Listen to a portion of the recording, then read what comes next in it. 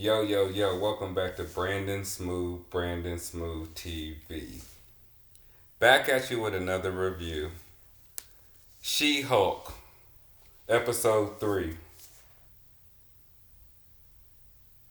She twerk. We'll get to that later. So the episode begins with Tim Roth character, of course, Abomination.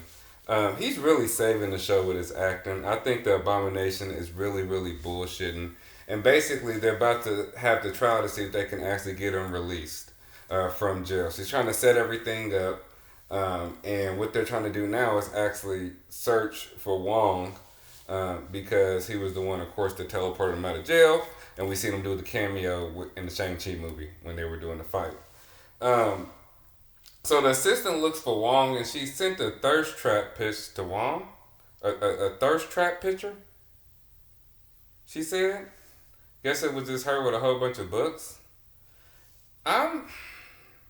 What is this show doing? I understand about being hip. Maybe I'm older. I understand about being hip, keeping up with the times, using uh, today's slang, stuff like that. But it's getting to another level. It's just really getting stupid. What if Doctor Strange sent a dick pic to She-Hulk? How would the fans react to that? Would it be protests?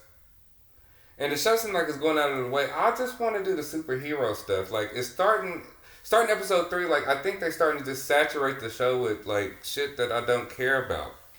I only watch the Hulk to smash shit, y'all. I don't know why y'all watch the Hulk. I like to see shit get destroyed, and I like to see the more powerful superheroes. Of course, deal with their everyday lives and see the duality between the two and how that works. But this shit is just getting out of hand with just weird shit.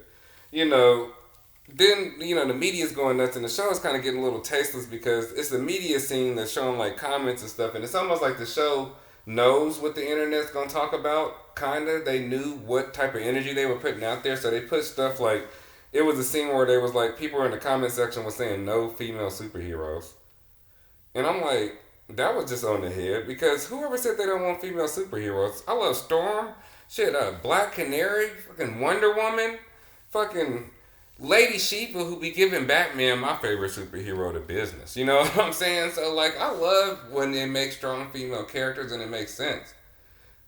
Lady Shiva is arguably, and I know I'm crossing over, but she's arguably one of the best fighters in the whole DC universe.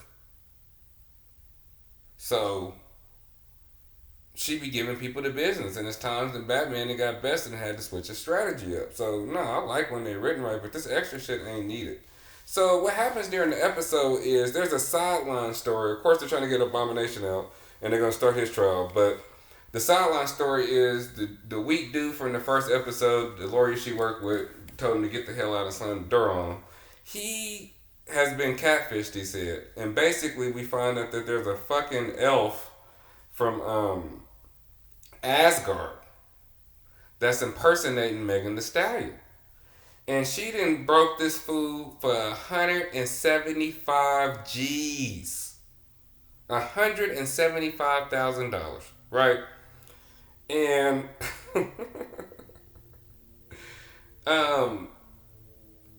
he got. So they're trying to figure out a way so he can get his money back and get paid back for getting got. And they do have the scenes with the elf. It's funny sometimes it's not funny. It was no, it was not funny. I didn't really laugh this episode. I was smiling a lot. I was smiling a lot. Also, the CGI for She-Hulk is crazy. It seems like on the show she got the worst CGI.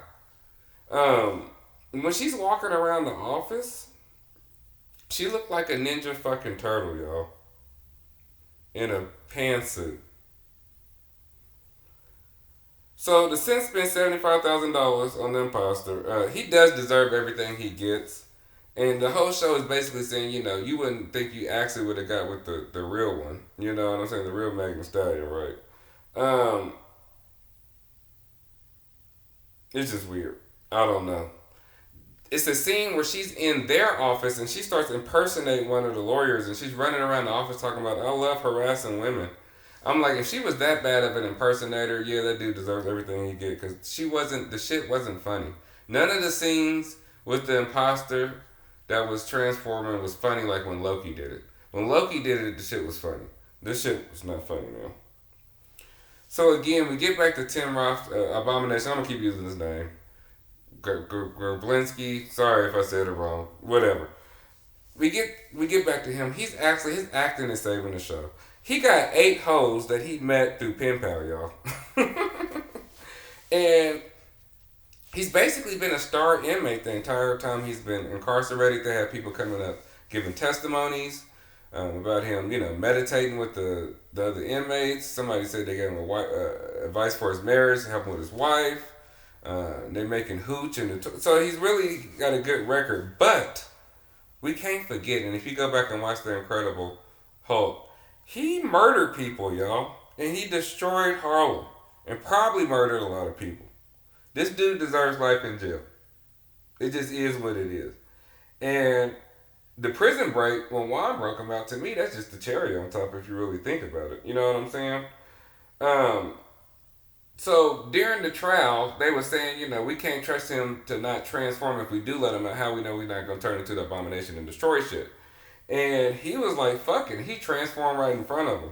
I had one question. Why was Abomination CG looking better than the She-Hulks? Marvel, Disney, whoever, y'all got to do better. Because for some reason, it's the face.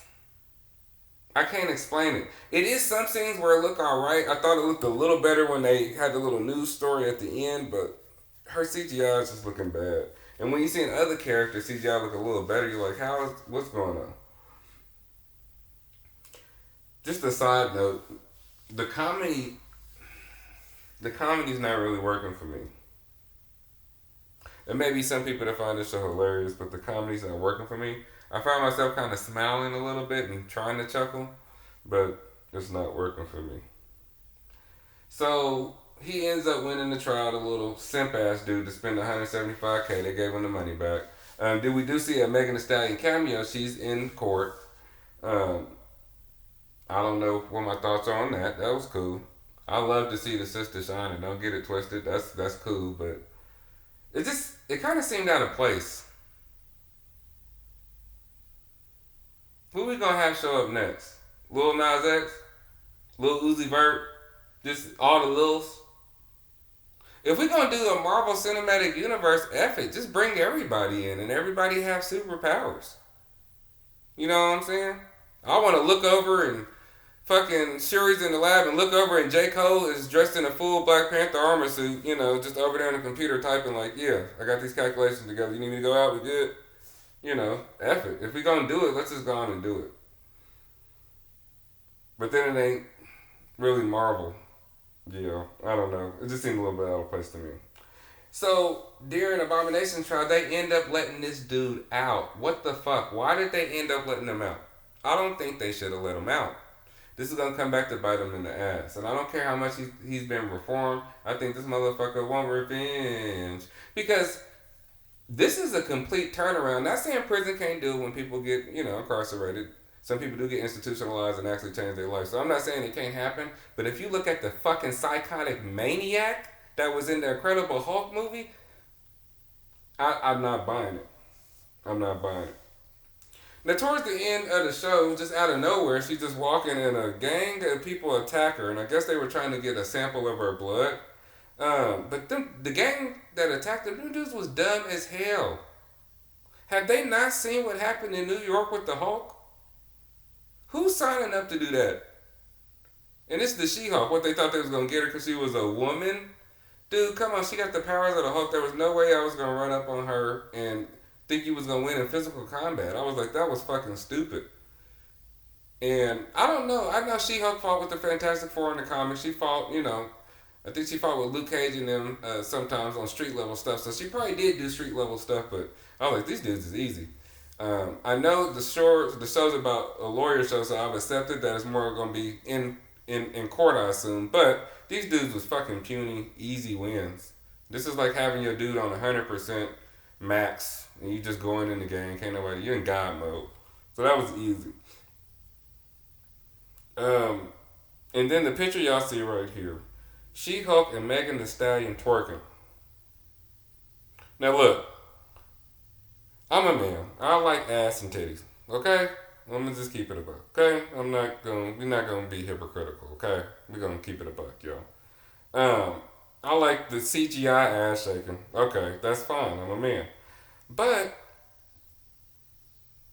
when you turn into She-Hulk, you get a fat ass, and you can twerk like a black woman. I am so confused. This is the most confusing out of all the end credit. We've had how many Marvel movies? We had over fucking 20 movies, right? This is the most confusing split fucking after credit scene I ever seen in my life. I was just confused. Side note, hip hop is turning into something that I really can't condone, and now it's being infiltrated. It's been being infiltrated over the years, and plants, and they plant artists in here to have certain narratives. They do a lot of stuff. It's just the show's fucked up and hip hop's fucked up. Don't forget to like and subscribe. Peace.